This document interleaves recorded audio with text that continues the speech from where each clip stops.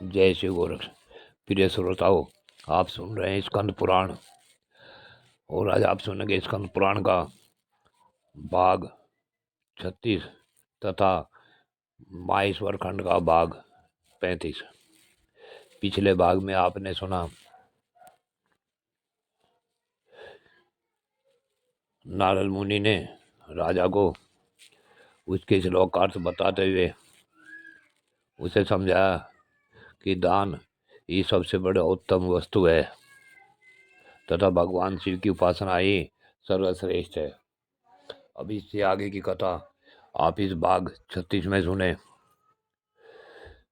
नारद मुनि जी कह रहे हैं कि ध्रुव, त्रिक, काम्य और नैमित्तिक इस क्रम से द्विजों ने वैदिक दान मार्ग को 4 प्रकार का बतलाया है।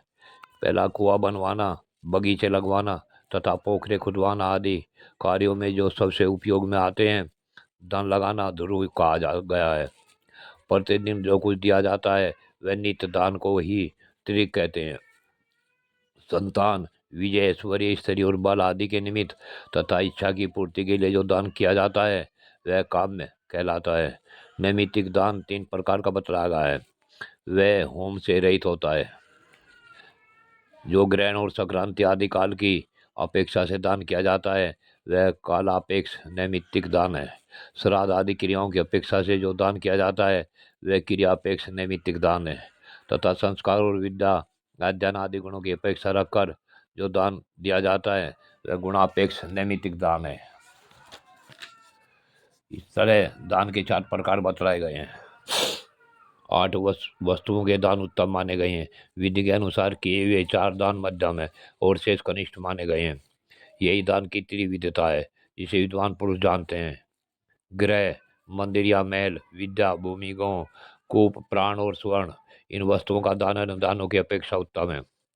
अन्न, बगीचा, वस्त्र तथा अश्व आदि वाहन इन मध्यम श्रेणी के द्रव्य को देने से यह मध्यम दान माना गया है। जूता, छाता, बर्तन, दही, मधु, आसन, दीपक, काष्ठ और पत्थर आदि इन वस्तुओं के दान को श्रेष्ठ पुरुषों ने कनिष्ठ दान बताया है। ये दान के 3 भेद बतलाए गए। जिसे देखकर पीछे पश्चाताप किया जाए, जो है पात्र को दिया जाए तथा जो बिना श्रद्धा के अर्पण किया जाए वह दान नष्ट हो जाता है। पश्चाताप, अपात्रता और अश्रद्धा ये तीनों दान के नाशक हैं। यदि दान देकर पश्चाताप हो तो वह आसुर दान है जो निष्फल माना गया है। अश्रद्धा से जो कुछ दिया जाता है वह राक्षस दान है, वह भी व्यर्थ ही होता है। ब्राह्मणों को डांट फटकार कर या उसे कटु वचन सुनाकर जो दान किया जाता है अथवा दान देकर जो ब्राह्मण को कोसा जाता है वह पैशाच दान माना गया है, उसे भी व्यर्थ ही समझना चाहिए। ये तीनों भाव दान के नाशक हैं। धर्मवर्मा बोले, हे ऋषि जी, आज मेरा जन्म सफल हुआ। आज मुझे अपनी तपस्या का फल मिल गया। यशस्वी पुरुषों में श्रेष्ठ महर्षि, आज आपने मुझे कृतार्थ कर दिया। विद्या पढ़कर यदि मनुष्य दुराचारी हो गया तो उसका संपूर्ण जीवन व्यर्थ है। बहुत कलेश उठाकर जो पत्नी प्राप्त की गई वह यदि कटुवादिनी निकली तो वह भी व्यर्थ है। कष्ट उठाकर जो कुआं बनवाया गया उसका पानी यदि खारा निकला तो वह भी निरर्थक है। तथा अनेक प्रकार के क्लेश सहन करने के पश्चात जो मनुष्य जन्म मिला वह यदि धर्माचरण के बिना बिताया गया तो उसे भी व्यर्थ ही समझना चाहिए। इसी प्रकार मेरी तपस्या भी व्यर्थ हो गई थी, उसे आज आपने सफल कर दिया। आपको नमस्कार है। समस्त ब्राह्मणों को बारंबार नमस्कार है। मैंने अपने व्यवहारों से यदि कभी ब्राह्मणों का प्रिय किया हो तो सबके स्वामी ब्राह्मण लोग कृपा पूर्वक मुझे क्षमा करें। मुने, आप कौन है? आप कोई साधारण व्यक्ति नहीं है। मैं चरणों में मस्तक रखकर आपको प्रसन्न करना चाहता हूँ। कृपा अपना परिचय दीजिए। तब राजा धर्मवर्मा के ऐसा कहने पर उस समय नारद मुनि अपना परिचय इस प्रकार देते हैं। हे नृपश्रेष्ठ, मैं देवर्षि नारद हूँ। स्थान की प्राप्ति के लिए आया हूँ। तुम अपनी प्रतिज्ञा के अनुसार मुझे धन दो और स्थान बनाने के लिए भूमि अर्पण करो। महाराज, यद्यपि यह भूमि और धन देवताओं के ही हैं, तथापि जिस समय जो राजा हो उसी से उनको मांगना चाहिए, क्योंकि वह पृथ्वी का प्रतिपालक और दाता होता है। इसलिए द्रव शुद्धि की इच्छा से भी मैं तुमसे कुछ भूमि मांगता हूँ। राजा ने कहा, विप्रवर, यदि आप देवर्षि नारद हैं तो यह सारा राज आपका ही रहे।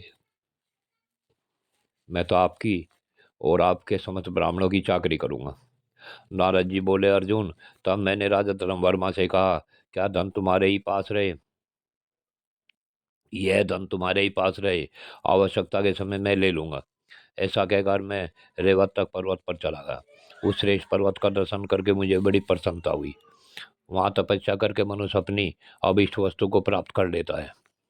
ये कुंती नंदन, मैं रेवतक पर्वत की एक बहुत बड़ी विशाल शिला पर बैठ गया और शीतल मंद सुगंध पवन के स्पर्श से अत्यंत प्रसन्न हो मन ही मन विचार करने लगा। स्थान तो मैंने प्राप्त कर लिया, जो अत्यंत दुर्लभ था। अब मैं उत्तम ब्राह्मण की प्राप्ति के लिए प्रयत्न आरंभ करूं। जैसे खेने वाले के बिना कोई नाव किसी प्राणी को पार उतारने में समर्थ नहीं है, उसी प्रकार जाति से श्रेष्ठ ब्राह्मण भी यदि दुराचारी हो तो वह किसी का उद्धार नहीं कर सकता। दान में ली हुई भूमि विद्याहीन ब्राह्मण के अंतःकरण को नष्ट करती है। इसी प्रकार गाय उसके भोगों का, स्वर्ण उसके शरीर का, घोड़ा उसके नेत्र का, वस्त्र उसकी स्त्री का, घृत उसके तेज का और तीर उसकी संतान का नाश करते हैं।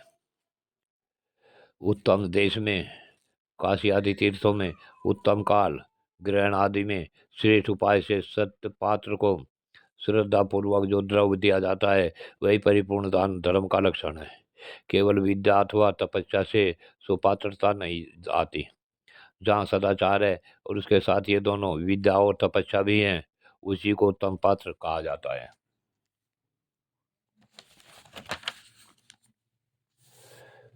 प्रिय श्रोताओं, आज की कथा यहीं पूर्ण होती है।